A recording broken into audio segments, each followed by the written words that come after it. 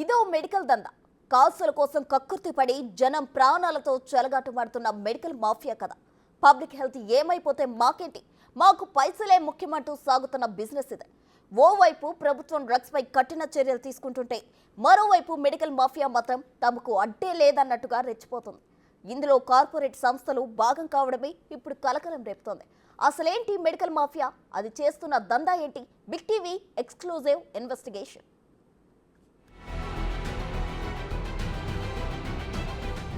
ఇవాళ ఈ రాష్ట్రంలో డ్రగ్స్ అనే పదం వినిపించొద్దు. ఎంత గొప్పవాడైనా వాళ్ళ వెనకాల ఎవరు ఉన్నా ఊచలు లెక్క పెట్టాల్సిందే.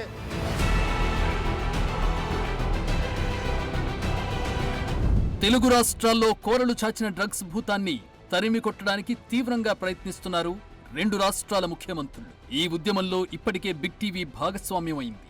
డ్రగ్స్ పై అవగాహన పెంచేందుకు సే నో టు డ్రగ్స్ పేరుతో ప్రచారాన్ని నిర్వహిస్తున్నా.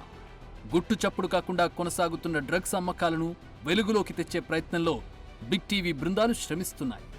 ఈ కవరేజ్ సమయంలో మా దృష్టికొచ్చిన ఓ అంశం మెడికల్ షాపులే కేంద్రంగా సాగుతున్న మత్తు దందాపై దృష్టి పెట్టేలా చేసింది.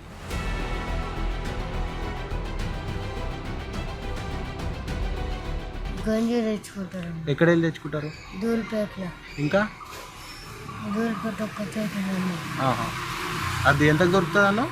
అది 500 600 దొరుకుతుంది. ఇంకా ఇప్పుడు అది దొరకకపోయింది అనుకో, ఏం చేస్తారు? టాబ్లెట్లు తెచ్చుకుంటారు. ఏం టాబ్లెట్లు?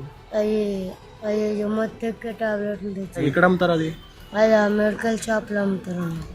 పట్టుమని 10 ఏళ్లు కూడా లేని పిల్లాడు చెప్పిన మాటలు విన్నారు కదా. గంజాయి లాంటివి దొరక్కపోతే మెడికల్ షాప్లకు వెళ్లి మత్తు కలిగించే టాబ్లెట్స్ కొనుక్కుని వేసుకుంటున్నారు. మత్తులో జోగుతున్నారు. దీనిపైనే ఆరా తీసింది బిగ్ టీవీ. మెడికల్ షాపుల్లో ప్రమాదకర డ్రగ్స్ ను ప్రిస్క్రిప్షన్ లేకుండానే ఎలా అమ్ముతున్నారన్న దానిపై నిఘా పెట్టింది. దేశవ్యాప్తంగా నెట్వర్క్ ఉండి 4000కు పైగా స్టోర్స్ ఉన్న మెడ్ప్లస్ ను ముందుగా ఎంచుకుంది బిగ్ టీవీ. కార్పొరేట్ స్టైల్లో బిజినెస్ చేసే ఈ ఫార్మసీ స్టోర్స్ లో రూల్స్ ను ఎలా ఫాలో అవుతున్నారు, స్లీపింగ్ టాబ్లెట్స్, పెయిన్ కిల్లర్స్, యాంగ్జైటీకి వాడే schedule H1, schedule X drugs ను ఎలా అమ్ముతున్నారన్న దానిపై బిగ్ టీవీ నిఘా టీం దృష్టి పెట్టింది. దాదాపు 50 మెడ్ప్లస్ మెడికల్ షాప్స్ కి మా టీమ్స్ వెళ్లాయి. స్లీపింగ్ పిల్స్ విషయంలో మా స్టింగ్ ఆపరేషన్ లో ఏం తేలిందో మీరే చూడండి.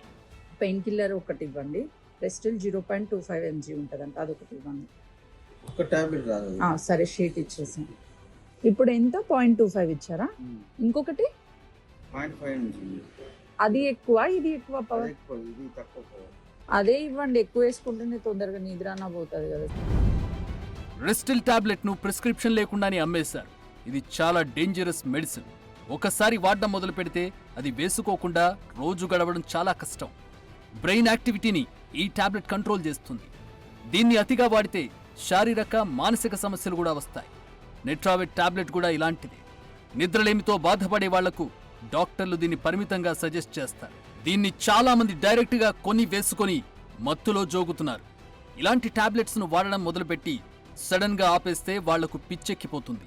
మత్తుగా ఉండడం, డిప్రెషన్, కళ్ళు మసగ్గా కనిపించడం, జ్ఞాపకశక్తి కోల్పోవడం, హాల్యూసినేషన్స్ లాంటి సమస్యలే కాదు, ఒక్కోసారి ప్రాణం పోయే పరిస్థితి కూడా వస్తుంది. అందుకే వీటి అమ్మకాలపై ప్రభుత్వం నియంత్రణ పెట్టింది. నిద్రమాత్రలు, యాంగ్జైటీకి సంబంధించిన పిల్స్, పెయిన్ కిల్లర్స్ అమ్మే విషయంలో మన చట్టాలు చాలా కఠినంగానే ఉన్నాయి. డాక్టర్ ప్రిస్క్రిప్షన్ లేకుండా ఎట్టి పరిస్థితుల్లో అమ్మకూడదు. కానీ ఎక్కడా ఈ రూల్స్ ఫాలో అయ్యే వాళ్ళు లేరు. మెడ్ప్లస్ లో ప్రిస్క్రిప్షన్ లేకుండానే వీటిని ఎలా అమ్ముతున్నారో చూడండి. కాదండి, రాజేశ్వర్ ఎవరు? డాక్టర్ రాజేశ్వర్ ఉట్టిగా అట్లా మెన్షన్ చేస్తారు. మెడ్ప్లస్ స్టోర్స్ లో ఎలాంటి రూల్స్ పాటించకుండా ఇష్టం వచ్చిన మెడిసిన్ అమ్మేస్తున్నారు.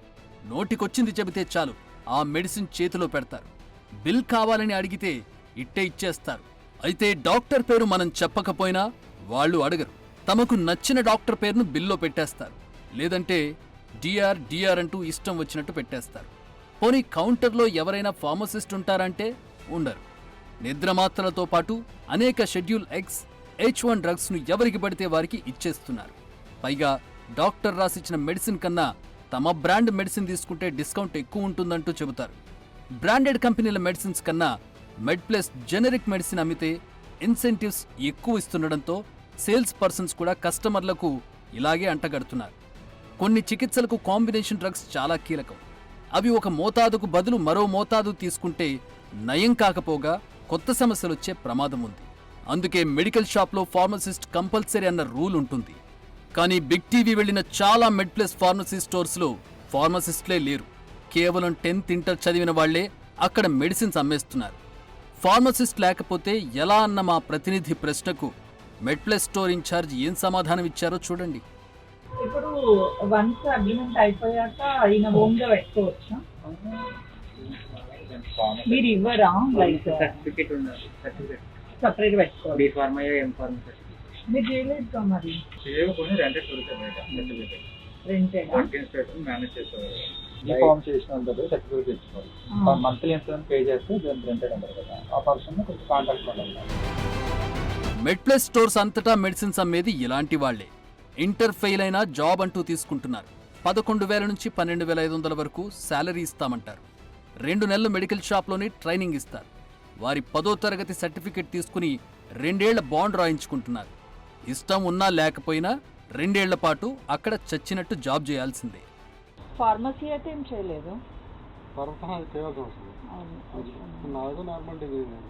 ఈ స్టోర్లో ఎంతమంది ఉన్నారు? ముగ్గురు ఉంటుంది. ముగ్గురు డిగ్రీ చేస్తున్నారు. 10th ఇద్దరు డిగ్రీనా? డిగ్రీ అవసరం లేదు, ఏదో అవసరం లేదు, 10th ఉన్నా పర్లేదు. ఫార్మసిస్టు లేకుండా మెడిసిన్స్ అమ్మడం నేరం.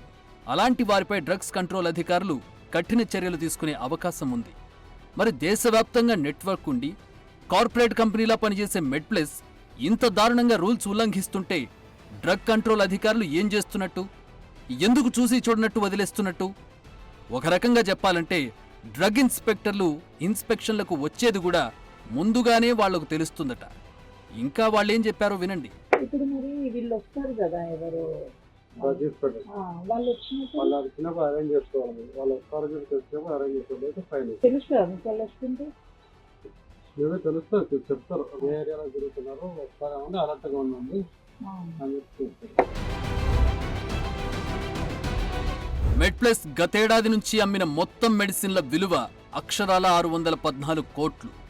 అయితే వినియోగదారులకు అంతటి విలువైన మెడిసిన్స్ ను 253 కోట్లకే ఇచ్చామని గొప్పలు చెప్పుకుంటోంది మెడ్ ప్లస్.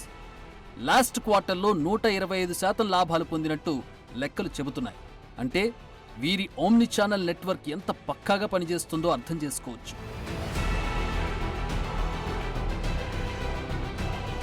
కంపెనీ పెట్టుకున్నప్పుడు లాభాలు ఆశిస్తారు. కానీ ఇది జనం ఆరోగ్యంతో చేసే బిజినెస్. లాభాలే కాదు, జనం ఆరోగ్యం గురించి కూడా ఆలోచించాల్సిన బాధ్యత ఉంది కదా. ఎందుకంటే మెడికేషన్ ఎర్రర్స్తో ఏటా 7.7 లక్షల మంది ప్రాణాలు ప్రమాదంలో పడుతున్నాయని గణాంకాలు చెబుతున్నాయి. ఒక్కోసారి డాక్టర్ రాసిచ్చిన టాబ్లెట్ మెడికల్ స్టోర్లో అందుబాటులో ఉండదు. అలాంటప్పుడు సేమ్ కాంబినేషన్ అంటూ వేరే టాబ్లెట్స్ ఇస్తుంటారు. అలాంటి టైంలో తెలిసి తెలియని వ్యక్తులు చేసే తప్పులతో ఎన్నో ప్రాణాలు రిస్క్లో పడుతున్నాయి.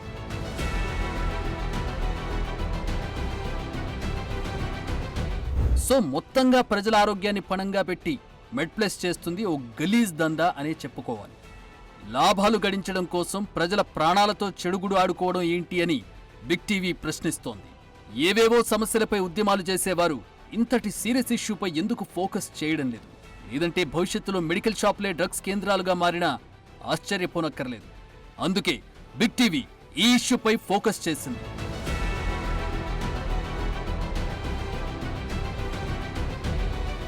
మెడ్ ప్లస్ మాత్రమే కాదు, మిగిలిన ఫార్మసీ చైన్స్ పైన మా నిఘా కొనసాగుతోంది. త్వరలోనే మరిన్ని కథనాలు ప్రసారం కాబోతున్నాయి. యువతను చిత్తు చేసే ఎలాంటి డ్రగ్స్ దందాకైనా చెక్ పెట్టాలన్నదే బిగ్ టీవీ లక్ష్యం. అందుకు ఎంతవరకైనా పోరాడేందుకు మేం సిద్ధం.